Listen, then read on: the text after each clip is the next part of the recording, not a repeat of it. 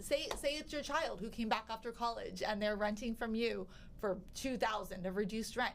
If you try to go out and find an apartment for $2,000 in Costa Mesa, yeah, exactly. Good luck. Yeah.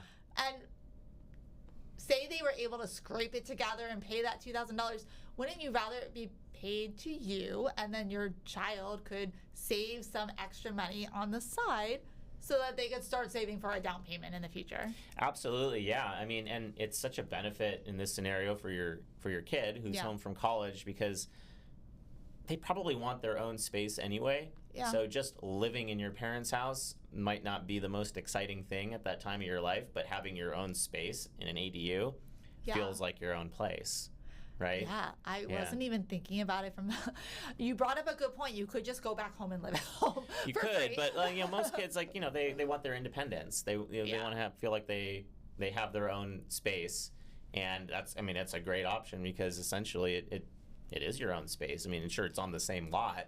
Yeah. But, beyond that, it's, you feel like you have a little bit of separation. For people that are concerned, should they wait because we don't know what's going to happen? And not that we're saying that everybody needs to follow this, guidance or whatnot, but what do you generally say to people when they are concerned and thinking that they should just wait and see? Well, I always tell people that the best time to buy is when you're ready. Okay. Right? That's smart. But also don't just jump into something without doing your research, doing your homework, right? Yeah. It's also really, really important to surround yourself with professionals that have been, doing this, and they understand the market fluctuations and what it means. Yeah. So that you can make an informed decision. But I don't think what's going on right now is a reason to just sit on the sidelines. If you have the means and are ready and life's happening and you want to buy a place, still try to proceed with what your plans are, with what your goals are. If you have to make a little adjustments here and there based on what's going on, sure, we can talk about that as well. Yeah. But I don't think it's any reason to just completely pump the brakes. I think, too, that in addition to talking to experts and doing your research, this is really a good time to have kind of a team, because you can talk to Jason and he can obviously talk to you about the rates and your payments and everything, and you can talk to me and I can talk to you about the houses and the prices and the neighborhoods. But you also might need to talk to a tax professional too, and figure out, because Jason gives you a number, maybe you don't feel comfortable with that payment, but maybe your tax professional has another lens to see it through that will actually benefit you, that you don't even consider because you're so blinded by the number, you know? Yeah. So that's important. And then there's also other considerations, like what are the extras going to cost you? If you're looking at homes, then everything in your price point needs to be remodeled. What does that cost look like? Because it's changed, and it's always going to change, but what does it look like today? Or what can you live with versus what can you not? What are the apartment prices doing, and how much can you understand how that's going to fluctuate? What does your life look like now versus what could it look like in a couple of years if you stay put or if you buy? Insurance costs. There's a lot of people that you really need to get together with, and luckily we have a lot of those contacts that can just give you information. Yeah, it's a really good point, because when it comes to buying a home, assuming you have to get a mortgage, you're not paying all cash. There's certain things that people tend to focus on more than others. One of them is, of course, going to be the interest rate, right? Yeah. But that is only just one piece of the puzzle. Yeah. Like you were just saying, there's insurance costs, there's repairs, there's renovation costs if that's what you're doing. Yeah. There's tax implications, which may actually benefit you and may make the decision easier for you after you talk with your CPA. Yeah. In fact, I just had that conversation on a closing call with a client yesterday. Yeah. Of course, I'm not a CPA, so I'm not actually giving tax advice to her, but I said, talk to your CPA, especially moving forward next year when you'll be making 12 payments. Yeah. Because as a single tax filer for her, the amount that she's going to be able to write off with her interest, the mortgage interest, the property taxes, all of that stuff is so much more than her standard deduction that she's not going to be paying nearly as much in taxes anymore. And I can't give her that exact figure again because I'm not her CPA. Right. But it makes the decision to purchase the home a lot easier for her, knowing that she's actually going to be taking home a lot more of her paycheck every month. Yeah, I mean, your CPA, your financial planner, they can give you guidance. They can help you understand what does it look like if you just sit on your savings for the next 12 months and invest it wisely versus is it investing it wisely to purchase a home that you want and, watch how that value changes over time and at least, be paying towards your principal versus versus an apartment. And then also there's a lot of talks about different apartment complexes coming to Costa Mesa. I've been posting about some of those, and they're going to take a little while to get built, so it's down the pipeline. But what does that mean? What are those prices going to look like? Because last time I checked, rental prices were not going down. No, they're not. Yeah, and a big part of that is just because it is expensive to buy a home. Rates have stayed up, and that does scare a lot of people. So they're like, well, all I see is the interest rate. I'm just going to keep renting. Yeah. Right. So there's a lot of demand for that, and there's no real incentive for apartment complexes or whatever it is to lower the rent when they have plenty of demand.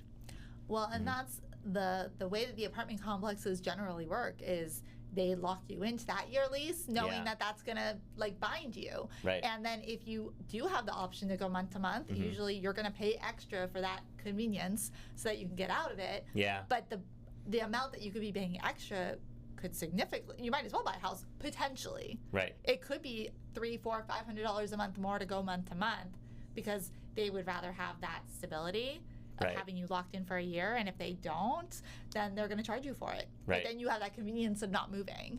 Right. Yeah. So it's interesting, and I do see that with the apartment complexes, those communities, they're adding in so many luxury amenities as a way to bait people, attract them. And then it's one of those things, it's one of those funny things. Have you ever downloaded an app, maybe for a free trial, and then you didn't really need the app anymore, but you were too lazy to remove it? Or you love the app, and now you can't live without it, and now you are paying $9 a month for it.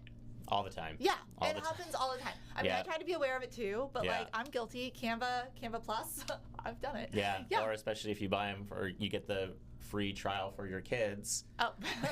And then you forget about it. Oh, our kids have done that on their own, and we didn't know it. I don't even know what the charge is half the time. I'm like, wait, what was this again? Yeah, and tracking it down is... Tracking it down and trying to figure out how to cancel it. Yeah. Yeah. They make you jump through a lot of hoops. And exactly. Yeah, and it's no different in this instance, right? Yeah. There's the convenience factor, but then you are somewhat locked in, and it's difficult to get out, right? Well, and also the apartment complexes know that if they bring you in there with we got the Olympic swimming pool, and we have the state-of-the-art workout center and all of these things, they can use that to justify the higher price. Right. But let's face it, you may not be using these amenities, but you're paying for them. Yeah, or you may start off using them for the first month, and then you don't anymore. Oh yeah, I was in an apartment complex that had these amazing fire pits, and I was convinced I would be out there every weekend having a fire pit party, and that did not happen once. Right. I couldn't figure out how to use the darn pit. Yeah, it all sounds really, really great at first, and then you just get comfortable and used to it, and I don't need to use that as much anymore. And next thing you know, all these amenities that you're paying for essentially are not even being used. I've been seeing the story circulating is that we're basically in 2024 the lowest number of first-time buyers were in the market, and it's because of affordability. Yeah, exactly. Yeah, that's. I mean, I guess the number one reason. Yeah. Yeah, it doesn't see a brain surgeon. We probably all kind of figured that first-time home buyership is down, but now they actually have facts and figures to back it up. And basically they were saying that in order to afford a home for a first-time buyer, your income needed to be, I'll round it, but I think it was about $150,000. Mm-hmm. But a few years ago, I think it was 2021, it was along the lines of 80,000. Yeah. So it's a significant difference, and yes, there's been inflation, but job salaries have not gone up. It's disproportionate. It's really disproportionate. In fact, it's pretty much the most unaffordable, for housing that it's been ever. Really, right? I mean, basically most people need a dual income in order to make it happen. Because you're right, if just a few years ago it was about half of what you need to be making now. Yeah. There's no way that wages are going to go up that quickly. It just they're not following what housing has done. And sure, it's not going to continue to grow and accelerate at that pace. It's just unsustainable if it were to. But at the same time, it's going to be a while for things to catch up. And we'll just have to see what happens with the market. But it does seem that as far as home values and home prices and all that, or I should say mortgage payments and everything, it is slowing down. And that's where we're kind of seeing the shift.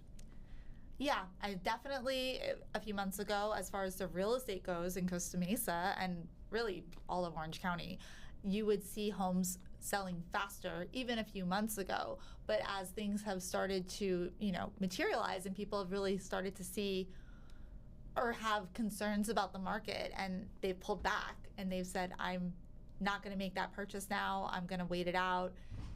That fear or that, lack of making a movement has just caused houses to sit on the market longer. And also that fear has caused some people to sell, but other people are still sitting on the sidelines too, because where would they go? Right. So there's a lot of things going on. I mean, people still obviously need to have a roof over their head, whether they are buying or renting or staying put. All of those, we still need a place to live. Right. And that's why I think they're adding so many apartments. But it'll be interesting to see by the time they're done what the market is doing.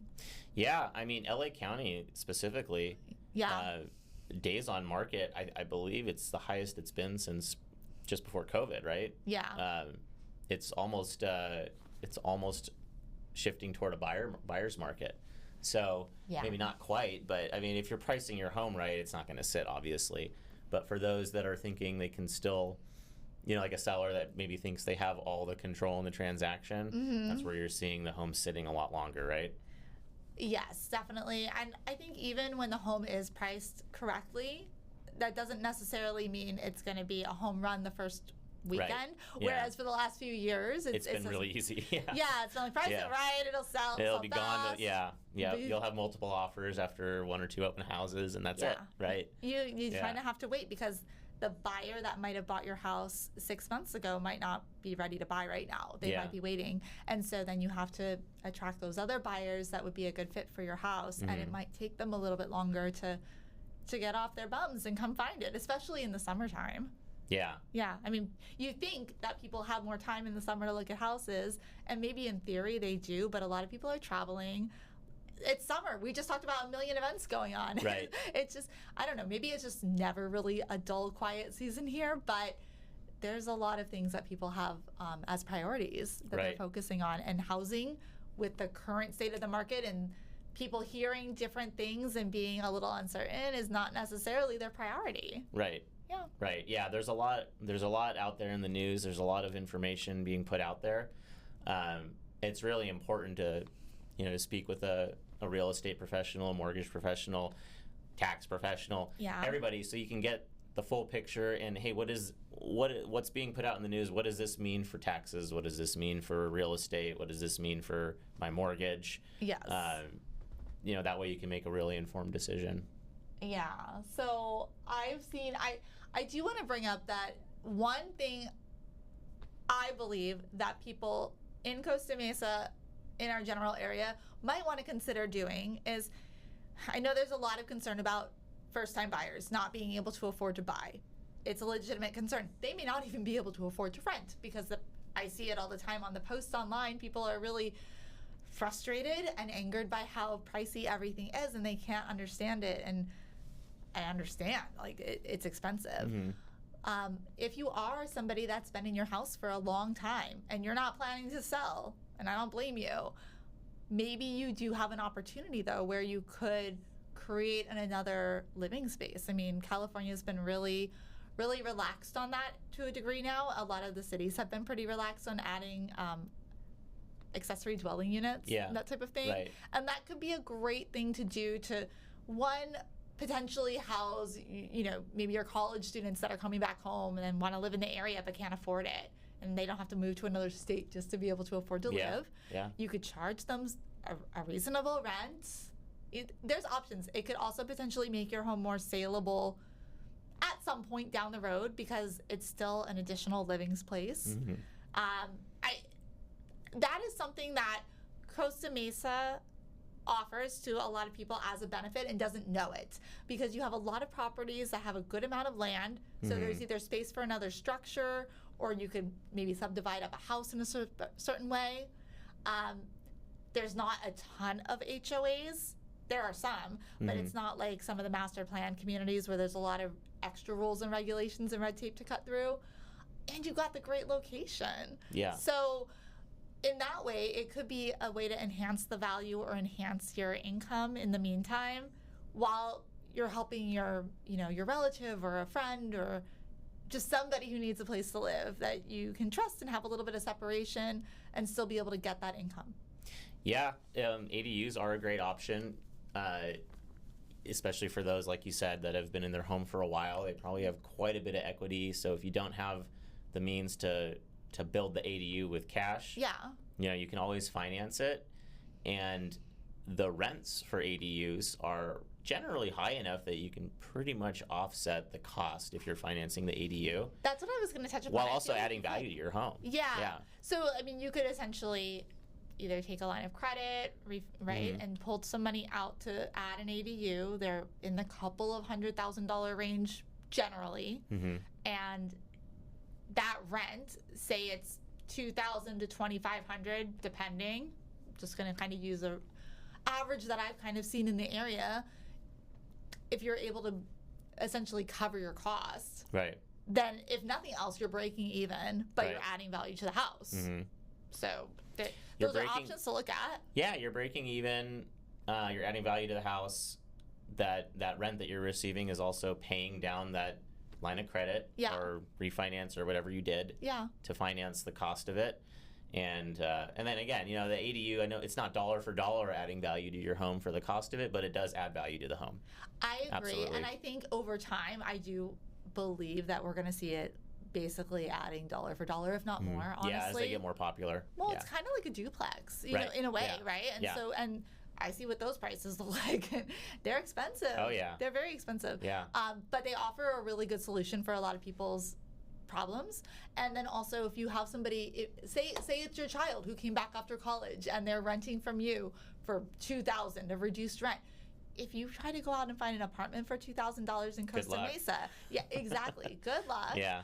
And say they were able to scrape it together and pay that $2,000, wouldn't you rather it be paid to you and then your child could save some extra money on the side so that they could start saving for a down payment in the future? Absolutely, yeah. I mean, and it's such a benefit in this scenario for your kid who's home from college, because they probably want their own space anyway. Yeah. So just living in your parents' house might not be the most exciting thing at that time of your life, but having your own space in an ADU feels like your own place, right? Yeah, I wasn't even thinking about it from the... You brought up a good point. You could just go back home and live at home. You could, free. But most kids, they want their independence. They want to feel like they have their own space, and that's a great option, because essentially it is your own space. I mean, sure, it's on the same lot. Yeah. But, beyond that, it's, you feel like you have a little bit of separation. Well, I think honestly, it's a good thing. I never moved back home after college. I didn't want to at all. But had I would have wanted my own separate entrance and total privacy. Yeah, right. And also just like that independence. Having to live on ramen and noodles, all of those things that kind of just help you develop character, I guess, and figure out your way through life. But, right. Yeah, but it is always nice to have a little support. So sure, I think that's a good way to, it's kind of training wheels, right? Like your parents can help you. You're still nearby if you need it, but you're also helping contribute too, which is a nice skill to start to have after you're 18. So 100%, yeah. It's a great skill to have and to learn, especially now, with the younger generation, because there's so many things at their disposal now that make things so convenient. So to learn that responsibility at a young age is huge. Well, and on the flip side too, not to just single out the kids, I've had a lot of clients recently that have been looking to move in their aging parents. And I mean, that's great, because that's, again, it's helping somebody. And usually if you're not having them stay with you, then you're going to be spending thousands a month for them to stay in a senior living center or whatnot. Oh yeah, those are so expensive. Yeah, and I mean they have their place for sure, but some people have the means and the ability to keep their family close, and that's how they want it, and that's another option. Yeah. Yeah. Yeah. And that goes the same way. I mean, they've had, your elderly parents have had their independence for so long. Yeah. I mean, they would really love and appreciate still having somewhat of their own space, Yeah. while also being so close by that, you know, you're right there still. Yeah. Yeah. You can dip in when you want, and you Yep. can retract when you want some, solitude. Yeah. So. Yeah. Yeah, no, it's huge for the market. I think you're right on with what you're saying, that this is going to become a lot more popular with accessory dwelling units, and it's a great way to add value to the home. Yeah. It's a great way to provide housing for other people. It's just it's kind of a win-win in the right situation for sure. I think it's definitely something that people should consider and start to find out more details about, especially if you have a property where it would be convenient. I understand that for some people it's just not going to work, but for others it could absolutely be an option. I'm seeing so many more of them go in around town, and it really is a value add, definitely, for people. I see it be a very highly sought after feature in homes. So yeah, I'm seeing investors take advantage of it a lot as well, because they see the value, and they see how it's going to become more and more desirable to do that. Yeah. And so they're buying up fixers on lots large enough for them to build ADUs in the back, sometimes multiple ADUs in the back. Yeah. And then refinancing to keep it as a rental, and now they're renting out 3 different units essentially on one lot. Well, So there's a lot of opportunity there for sure. I think there's a lot of opportunity too. I agree. I think it's something that, honestly, if you're a first-time buyer and say you're fortunate enough to have family help or a really good savings that you can use to buy a property, if I were you, I'd be looking into buying a property where you could do that, or that it already had that option built in, and then you could rent out to your friends. That's what I would do. Yeah. Yeah. Nah, that's a great idea as well. Yeah. Anything that can help ease the pain of the high costs. Yeah. You work within what's going on in the market, and use whatever you can to your advantage to make things easier. I think we'll wrap it with that, because I absolutely love ending on that point, that you work with the market and you find the opportunities. Right. And that's really what life is about. Yeah. Is looking for the opportunities and not victim mindset and I can't do this and I can't do that. There are opportunities. You just have to find a way to make them work in your advantage. Exactly. Yep. Which you've been posting a lot about on your Instagram lately. Yeah. So, thank you. So everybody, if you have any mortgage related questions, anything to do with financing, refinancing, really any of those topics, Jason is an amazing resource. And I know we'll be talking more about some of these deck and balcony inspections soon too, but please reach out to Jason. I will tag him on the video. Thanks, Holly. Thanks for having me again. Yeah.